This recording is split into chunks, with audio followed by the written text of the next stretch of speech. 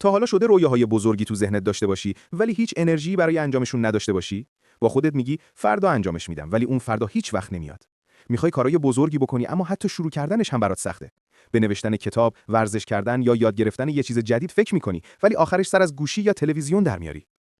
چرا اینطوری میشه؟ دلیلش این نیست که تنبل مطلقی، چون اون کارا خیلی بزرگ و سخت به نظر میان. وقتی یه کاری برات سخت به نظر بیاد، مغزت میگه بذار یه کار آسون‌تر انجام بدیم. اما خبر خوب اینه که میشه اینو درستش کرد. تنبلی ذات تو نیست، فقط یه عادته و عادت هم قابل تغییره. فکر کن چند بار فقط به خاطر اینکه یه هدف برات خیلی بزرگ جلوه کرده گیر کردی. مثلا میخوای پول جمع کنی ولی کم کردن خرج‌ها برات زیادی سخته. یا میخوای سالم‌تر زندگی کنی ولی تصور دویدن هر روز خستت میکنه. مشکل این نیست که برات مهم نیست. مغز طوری ساخته شده که از درد فرار کنه و دنبال راحتی بگرده. ولی میتونی از مغزت جلو بزنی. اینم 3 قدم ساده برای اینکه از تنبلی در بیای و شروع کنی به انجام کارهای مهم. قدم اول، کارو کوچیکش کن. کارهای بزرگ ترسناک به نظر میان، پس ریزشون کن. مثلا اگه میخوای کتاب بنویسی، به 200 صفحه فکر نکن. فقط امروز یه جمله بنویس. قدمای کوچیک راحت‌ترن و حالتو خوب میکنن. مثل بالا رفتن از کوه میمونه. یه دفعه نمیپری بالا، پله پله میری.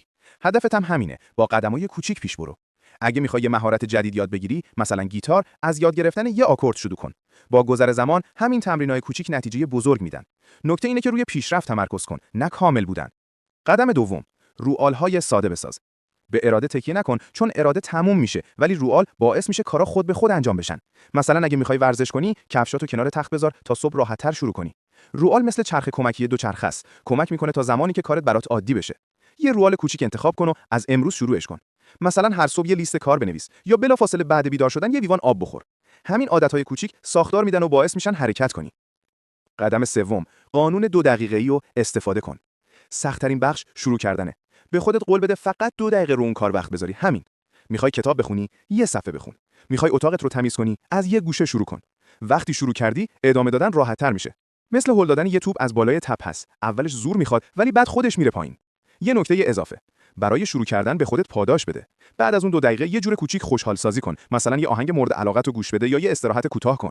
پاداش باعث میشه شروع کردن برات حس خوبی داشته باشه و انگیزت بیشتر شه. واقعیت اینه که همه از کوچیک شروع میکنن. همون کسایی که تحسینشون میکنی، اونا هم سختی کشیدن، فقط ادامه دادن. لازم نیست کامل باشی، فقط باید شروع کنی.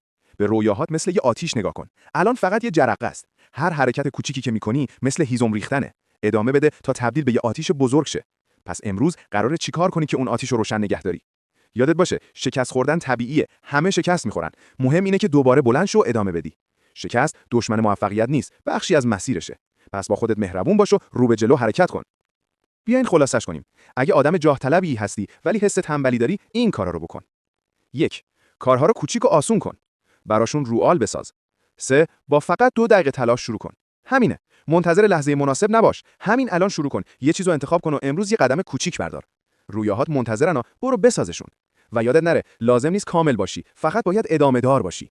حتی تلاش‌های کوچیک اگه مدام تکرار بشن، میتونن تغییرای خیلی بزرگی بسازن، ولی بدون عمل استمرار